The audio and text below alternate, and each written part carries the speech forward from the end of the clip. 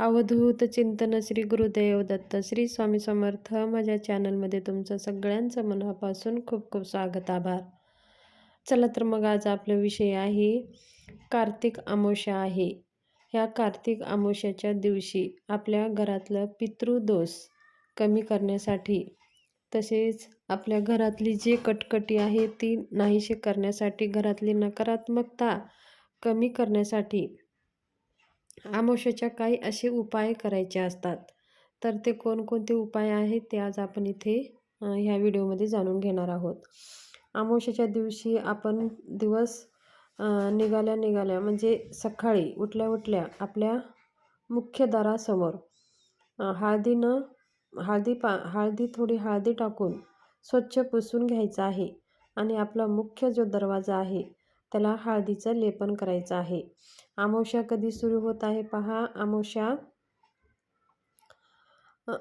शनिवारी 10:21 सुरू होत आहे, तर रविवारी 10-10:30 वाजेपर्यंत अमावस्या आहे.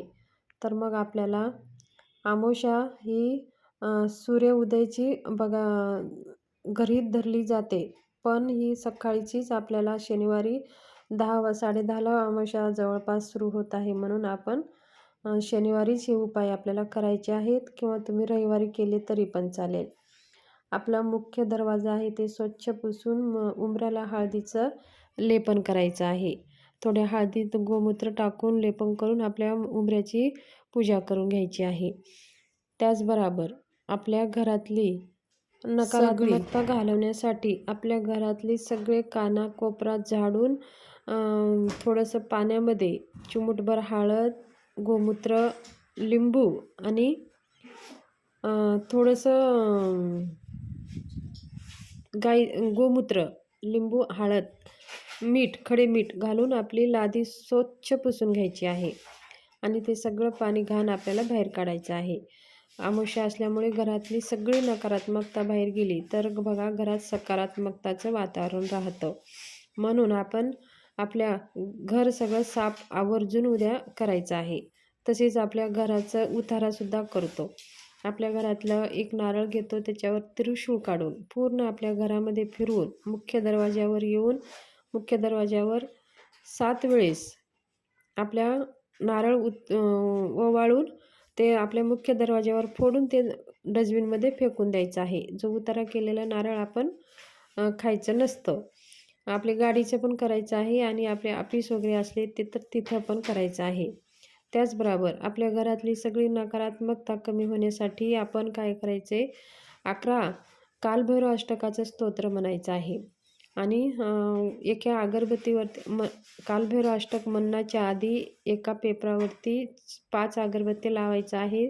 थोडीशी पिवळ्या मोहऱ्या टाकायच्या आहेत आणि मग कालभैरव स्तोत्र वाचून ती काही रक्षा पडलेली असते आणि ते पिवळी मोहरी ते सगळे एकत्र मिक्स करून आपल्या घरामध्ये शिंपडून द्यायचं आहे. असे केल्याने सुद्धा घरातली जे काही वाईट नजर, वाईट दोष, करणी बाधा, नकारात्मकता ते नाहीसे होते. म्हणून आवर्जून कालभैरव अष्टक 11 पाठ ह्या दिवशी शनिवार पण आहे आणि अमावस्या पण आहे, संध्याकाळी करायचं आहे. त्याचबरोबर आपलं जर व्यवसाय असेल, दुकान असेल किंवा घर असेल तर आपल्या ह्या दिवशी आपल्या मुख्य दरवाजावरती एक कोहळा आणायचा आहे.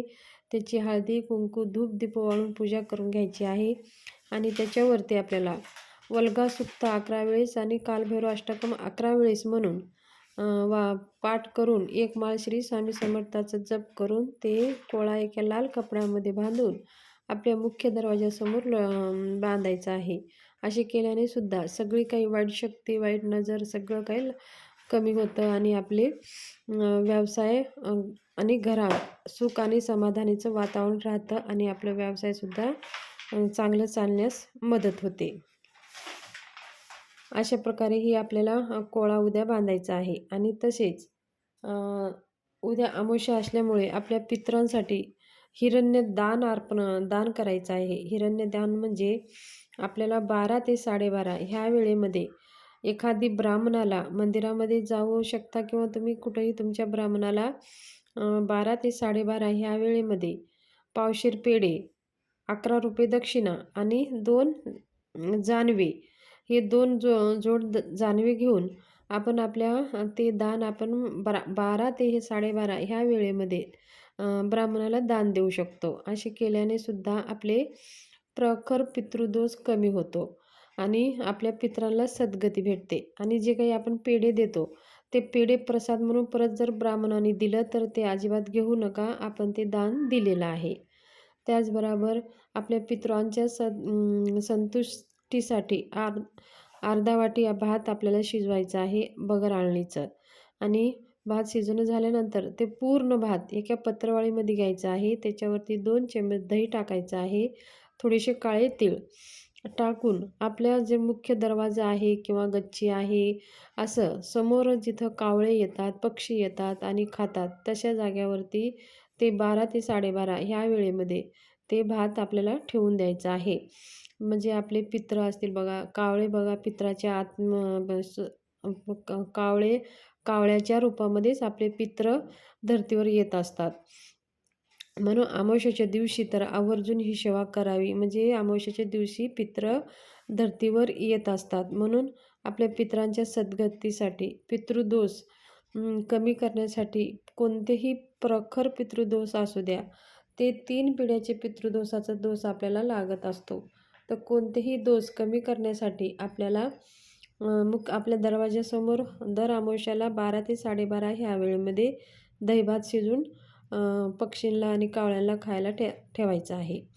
त्याचबरोबर आपल्या पितरांच्या सद्गतीसाठी अमावस्येच्या संध्याकाळी पिंपळाच्या झाडाखाली एक राईच्या तेलाचं दिवा लावून झाडाला नमस्कार करून यायचा आहे. या झाडाखाली सुद्धा पितराचं वास राहतं. म्हणून आपल्या पितरांच्या सद्गतीसाठी आपल्याला ह्या झाडाखाली दिवा लावायचा आहे. लावून आपल्या पितरांना सद्गती मिळावी, आपल्या पितरांचा आपल्यावरती आशीर्वाद राहावं म्हणून विनंती करून यायची आहे. तर ही माहिती तुमच्याशी शेअर करायची होती. कार्तिक पौर्णिमाच्या दिवशीची माहिती शेअर करायची होती. तर माहिती कशी वाटली? माझी माहिती जर तुम्हाला आवडली असेल तर चॅनलला शेअर, सबस्क्राईब, लाईक जरूर करा. आणि